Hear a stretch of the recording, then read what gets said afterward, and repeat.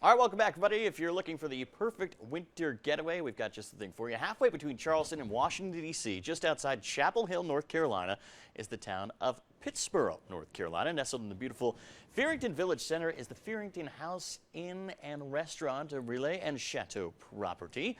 And the Fearrington House Restaurant is the only AAA 5-diamond restaurant in the U.S. to be green certified.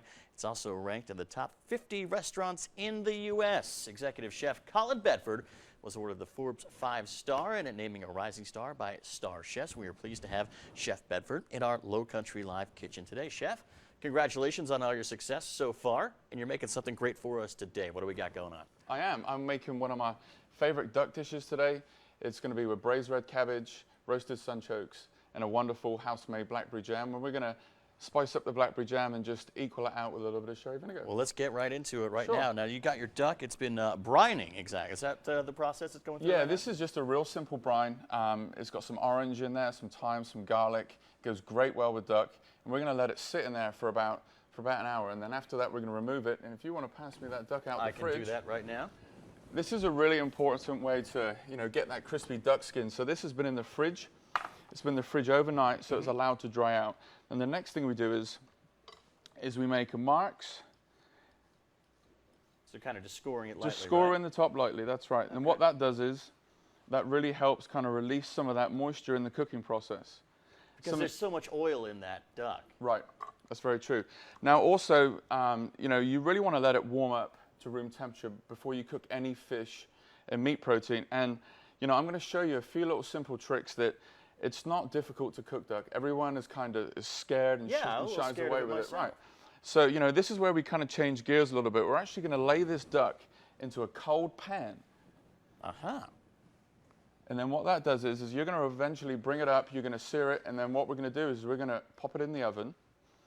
And then after that, okay, so that's going in the oven, and we've got a couple already cooked ones. we've got some already cooked off. Magic of television right there. There you go. So we're Chef, going to that bring looks this perfect. out. And then what we're going to do is we're going to baste it with some honey. Uh-huh. And we're going to allow that to sit. And another trick is you always want to let it rest for double the amount of time that you actually cook it for. Why is that?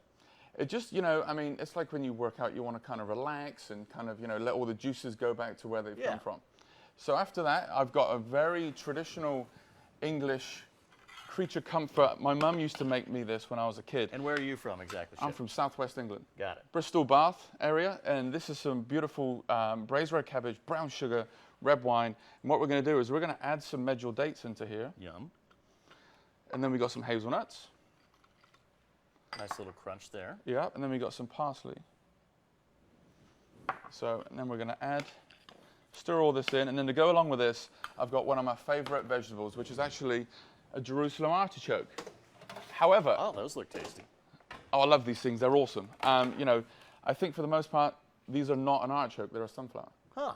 So, in the way we've done these is we've sliced them, seasoned them up with salt and pepper, a little bit of olive oil, and then we've just roasted them in the oven until you get all these beautiful. How'd you get it so crispy? Those look great. Well, it's dry heat in the oven, a very strong convection, and it works wonders. I like it. Well, Chef, tell us about Fearrington. What influences your cuisine? Obviously, you said that you were born in Southwest England. That's got to have a lot to do with it.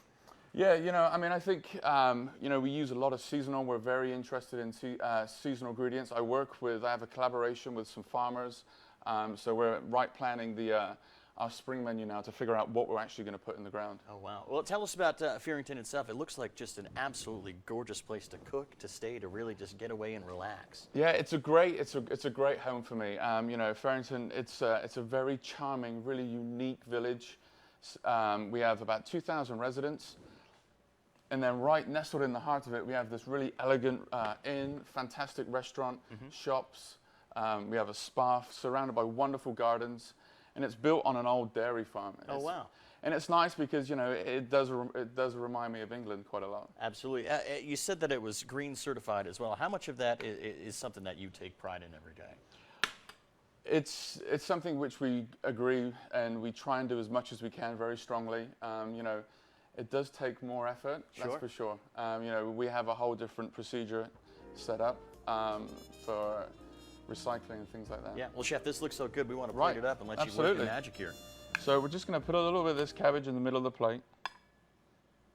And then we're going to get some of these fantastic sunchokes. This is where the art form comes in about being a chef. This is the part I really it's all admire. good. It's all good. And then one thing you really want to remember, like anything, you want to find the grain of the meat, and you want to cut through it. What that does is that actually helps keep all the moisture into the meat. You don't want it to bleed out onto the plate. You know, I'm sure sometimes you'll put meat on the plate, and then all of a sudden you'll just have all that juices, right. juices running out everywhere. Yep. And then we've got some of our house-made blackberry jam.